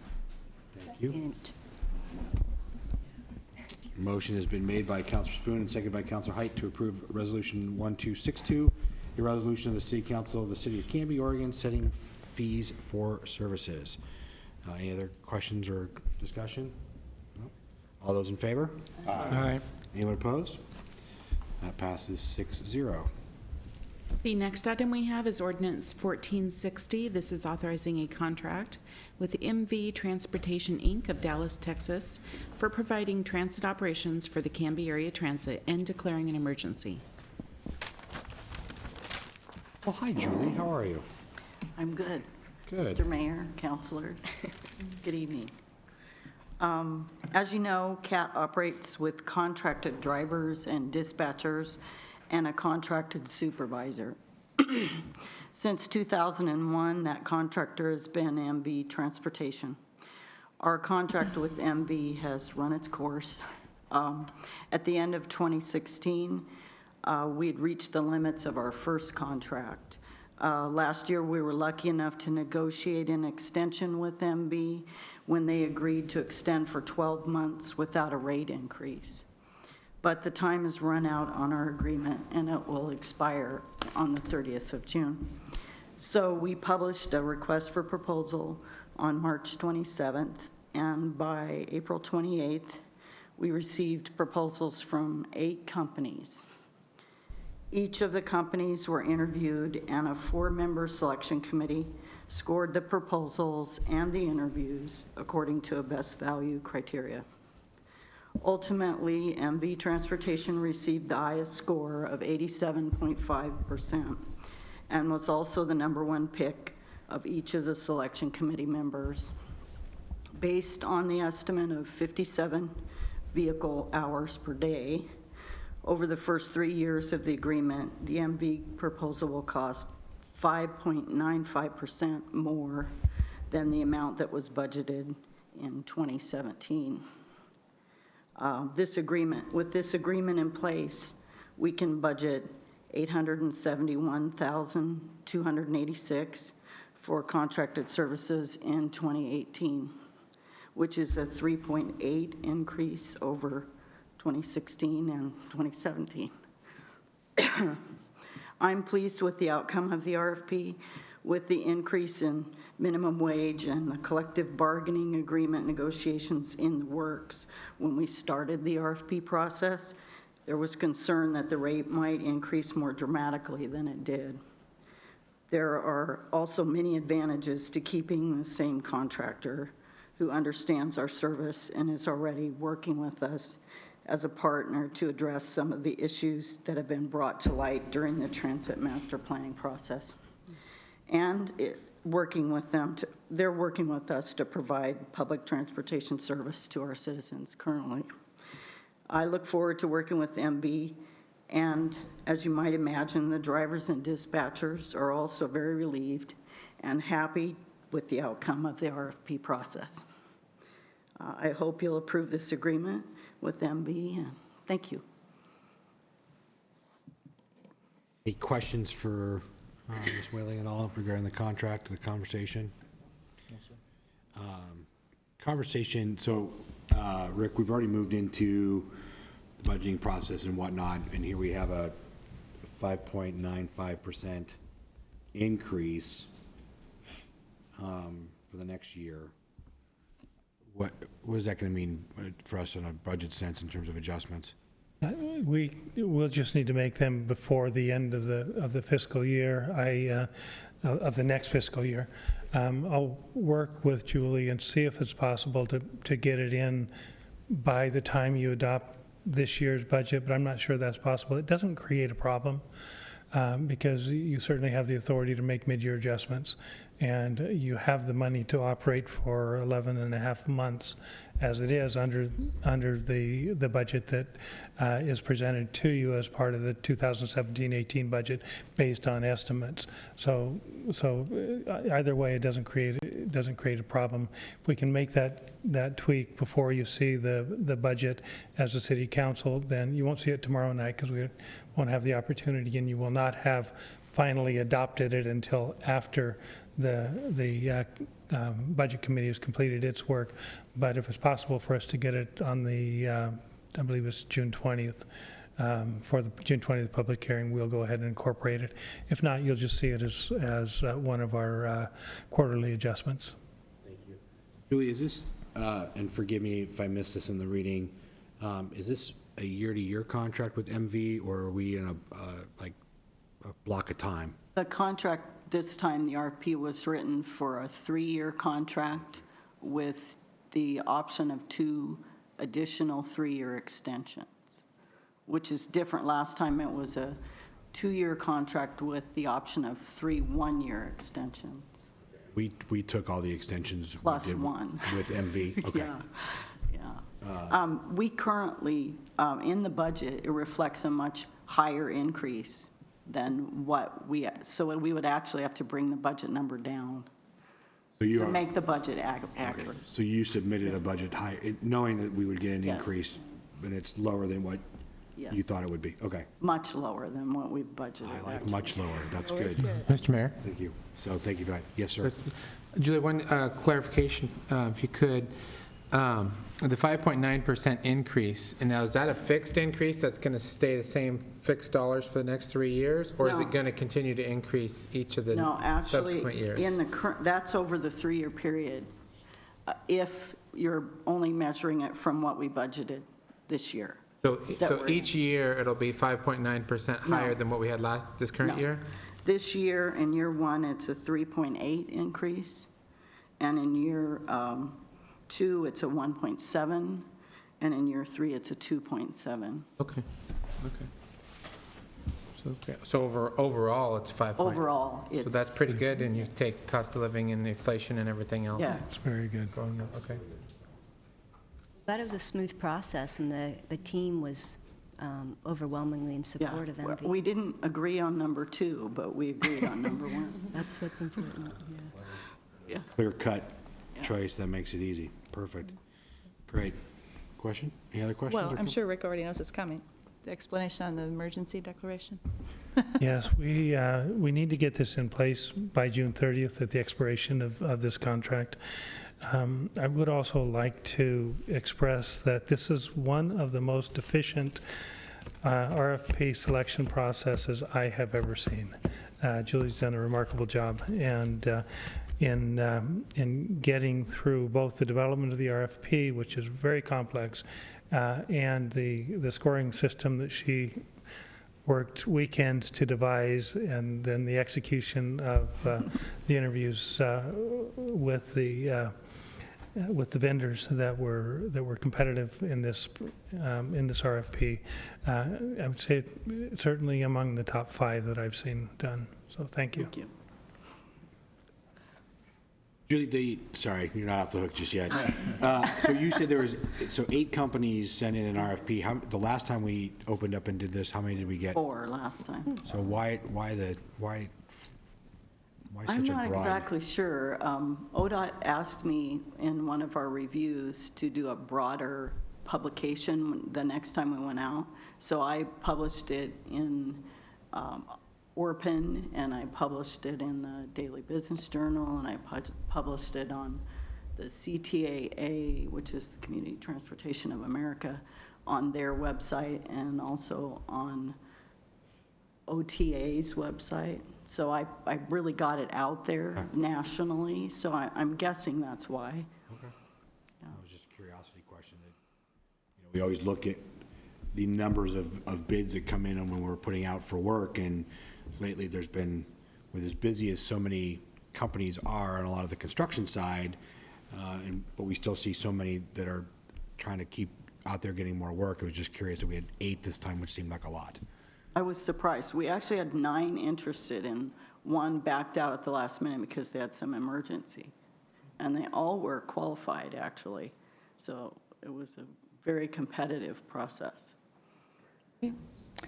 Thank you, Julie. Appreciate it. Mr. Mayor? Yes. I move that we, to approve ordinance 1460, an ordinance authorizing the mayor and the city administrator to execute an agreement with MV Transportation of Dallas, Texas, for providing transit service operations on behalf of the city and Canby Area Transit, and declaring an emergency, to come up for second reading on June 7, 2017. Thank you. Motion has been made by Councilor Hensley and seconded by Councilor Spoon to adopt ordinance 1460, an ordinance authorizing the mayor and city administrator to execute an agreement with MV Transportation of Dallas, Texas, for providing transit service operations on behalf of the city and Canby Area Transit, and declaring an emergency, to come up for second reading on June 7th, 2017. Any other discussion? All those in favor? Aye. All those opposed? That carries 6-0. Thank you, everyone. Next piece of business under new business is discussion for us regarding a council liaison to Bridging Cultures and Concilio. So this was something that was brought up by Councilors Height and Spoon, as well as Bridging Cultures and Concilio, to really to embrace and have a liaison, official liaison role to that group from the council to Bridging Cultures and Concilio. And so I put on the agenda for conversation, and again, not sure if there's an official piece that we would need to do in that regards of creating a liaison to the position. No. It wouldn't be any different than how you have liaisons to the fire department. It would just be added to the list, and we would hash it out every year or every other year for the liaison role. Okay. Did either of you want to maybe speak to your thoughts and reasonings why you wanted to have this brought into place? Councilor Spoon, go ahead. This is something that I'm really excited about the possibility of. When I think about, like we had our session where we talked about values, and one of them is inclusion. And what Bridging Cultures and Concilio does is it addresses the needs of a significant portion of our population, almost 25%, depending on the numbers that you're looking at, of our population that doesn't necessarily have direct representation on the council, and I think maybe even has some unique barriers to interacting with local government, including cultural barriers, language barriers. Our meeting happens in English, Concilio happens in Spanish, and not everyone that's a part of the organization speaks English. So I think this is a really special way for us to engage and participate in that inclusive outreach that we talked about in our value setting, the outreach and the inclusivity to hear the needs of a community that is aspiring to bridge cultures and aspiring to be more engaged with us, and this is an opportunity for us to engage back with them. And they did something really special this last year in proactively engaging the police department in creating a survey and in improving, first off, kind of gauging and then improving the relationship between the police department and our Latino population. And so I think that demonstrates a desire to engage with the government that I feel a responsibility to engage back on. And I'm really proud of what the organization is doing, and that it's not just about representing a single part of the community, but these organizations, Bridging Cultures and Concilio, are working very hard to include people of all cultures together in community events like the barbecues and the summer picnics. And I'm really proud of what they're doing. So I think it's a neat opportunity for us. Want to add anything, Councilor Wright? Yeah, just a couple points. That was well spoken, Sarah. Yeah, this makes us more approachable, I think, too, if there's more of a direct liaison or a link of communication. And so there's no question. It's like, yes, we're open, we're listening, we're approachable, and we can work together however we can. And this formalizes it, too, which I think is important. So I'm delighted that we're taking this step. And I understand Vicente Alvarez, did you want to come up and share with us your thoughts on the matter?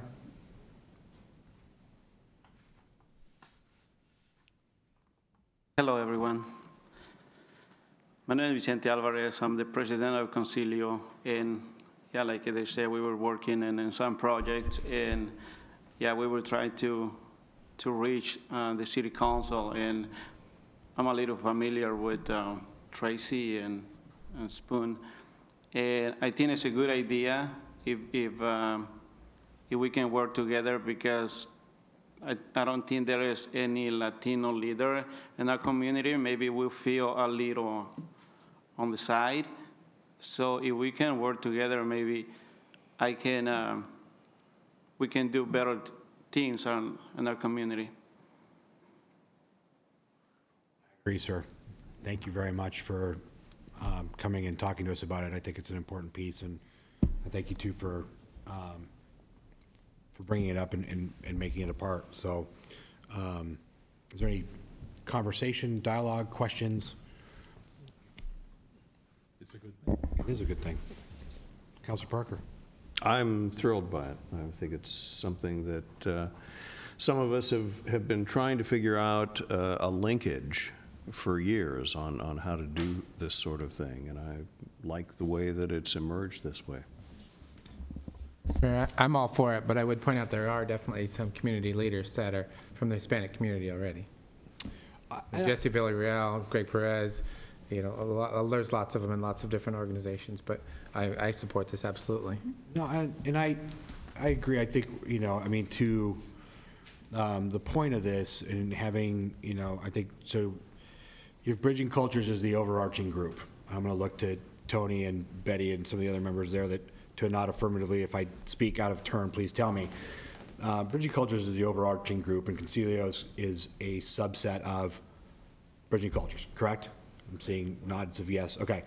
And I think there are those pieces within our community, Greg Perez and others that are definitely leaders in our community. I think this is a great opportunity to further enhance that and bring that out in our community where that may not be the case. And I think going to the Concilio and Bridging Cultures event, when we had the police chief there and Officer Campos, they did a great job representing the community. And there's definitely some pieces there that I think that are already going and improving. I think there's an article in the Herald about it as well. So I think we are taking steps to improve those relations, not just between the city and this one group, but I think the city and culturally 25% of our population. So I'm glad that it seemed to be all on board that we want to add this as a liaison position. In terms of, I'm going to look to you two, in terms of, are you guys going to arm wrestle? Are going to share it for the time being? I'd be happy to share. I'm okay with, okay. I'd pay a fee to watch the arm wrestling. We'll keep you posted So on that. Bridging Cultures will do an arm wrestling fundraiser on that. There's going to be plenty to do. I'm glad to have both of you involved. Yeah. I think this is an important piece. So for now, we'll have both of them as co-liaisons to Bridging Cultures and Concilio. I know from the event that I attended with you, I have some thoughts, so we need to definitely get together so we can start implementing some of those pieces. And I know, I'm sure Tony and Betty and other members and Vicente also have a long list of ideas as well. So I'm anxious to get some of those going and implemented as well. And at the wire, I will let Michelle, if you'd like to come up. Vicente, thank you, sir, very, very much. Thank you for Thank inviting you me. for staying so late to talk to us. Michelle. Thank you, Mayor. My name is Michelle Poirot, and I just want to say that Bridging Cultures and the Concilio were incredibly helpful when we were doing outreach on these questions about transit in Canby. In fact, I work in other cities across the western U.S. where there are many Latino and Hispanic community members who are interested in transit and riding transit, and I have now been spoiled by Canby, because in these other cities, I ask, don't you have a community organization that helps Anglo and Latino members of the community have conversations? And people say, no, we don't. So I think what you have here is very unique. It does not exist in many, many communities, even much bigger cities. And I think it's just such a great asset.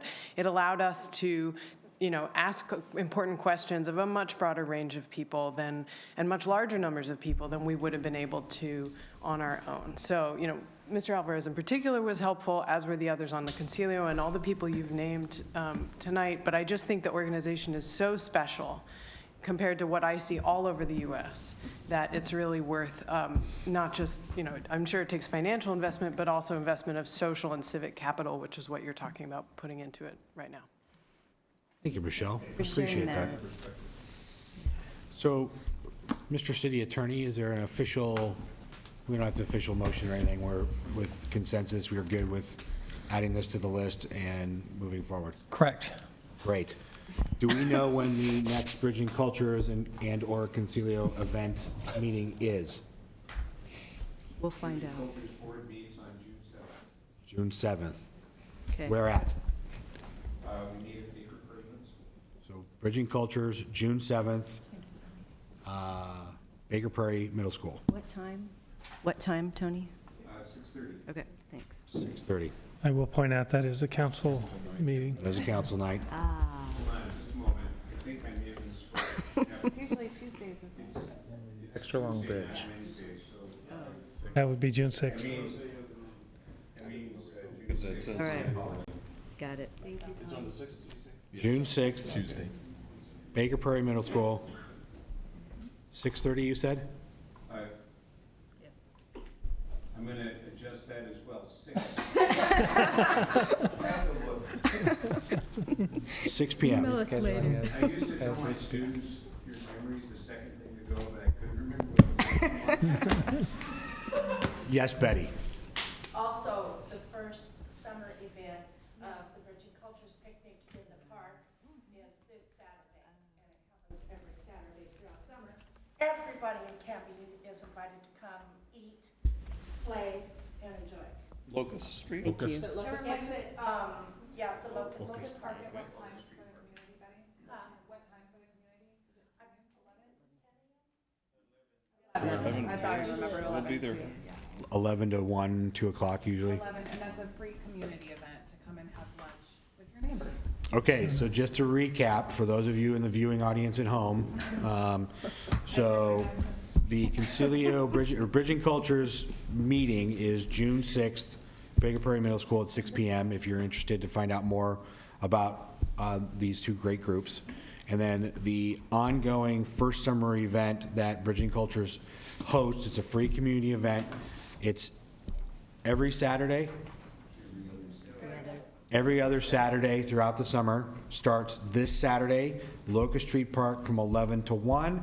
There's great food, tons of entertainment, and invite everyone to come down and learn more about Bridging Cultures and Concilio. So, I think last year they got you out to do an Aztec dance, Mayor. I think that was 2 years ago, actually. Yes, I worked out my Aztec dancing, which was not smooth.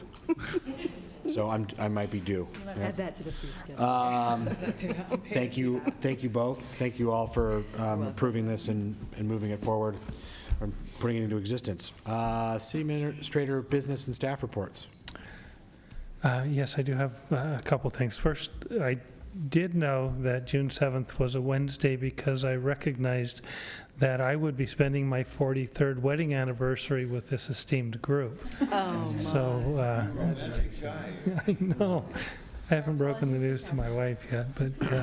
I think we'll get Joe's available that evening. I think that might be a great evening for Amanda. I'm going to take my wife out to dinner, not Joe. No, I think that might be an Amanda assistant city administrator job that night.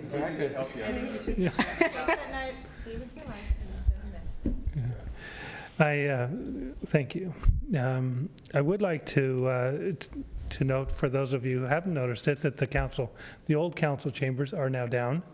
And that was a necessary step in order to initiate the replat process with Clackamas County so that we can begin the next phase, which would be mobilization, demo of the remaining two buildings, and then we'll see construction starting on the old City Hall block in the upcoming several weeks.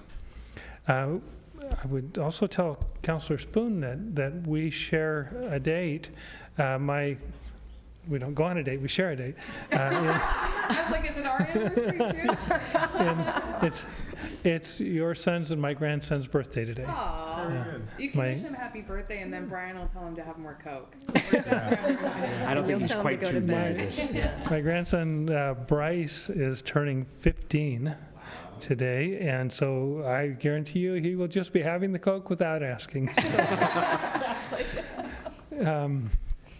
For any of you who are interested, if you would like to have a copy of the Canby Housing Needs Assessment, which was either done in 2008 or 2013, I have it on my desk.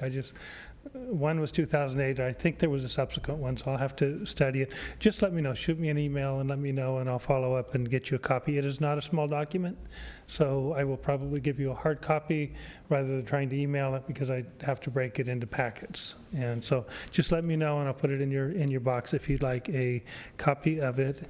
And I would say, don't reply all, or Joe will get upset.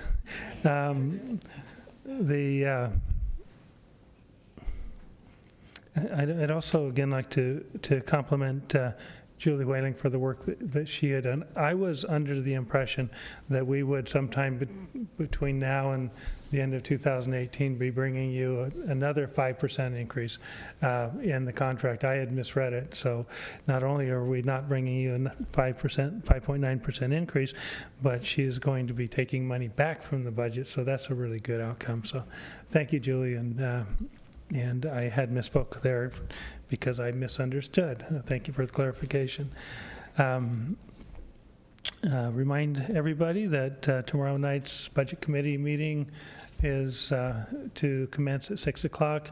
I hope that our friends with CTV5 will be here to record and upload to YouTube the proceedings again, as they did last night, for the first time, and to my knowledge, in the history of the city of Canby, having televised budget committee meetings. So thank you to CTV5 for doing that. And that is all I have to share with you.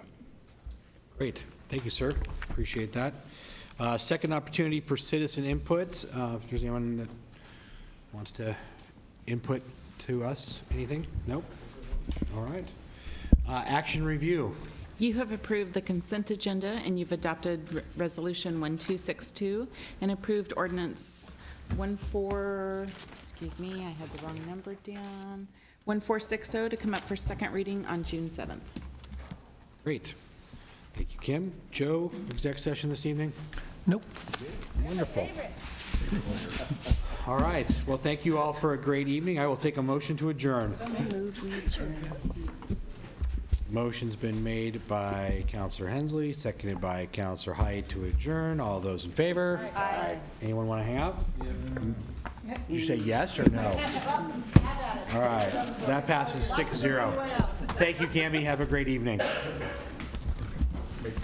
my gosh.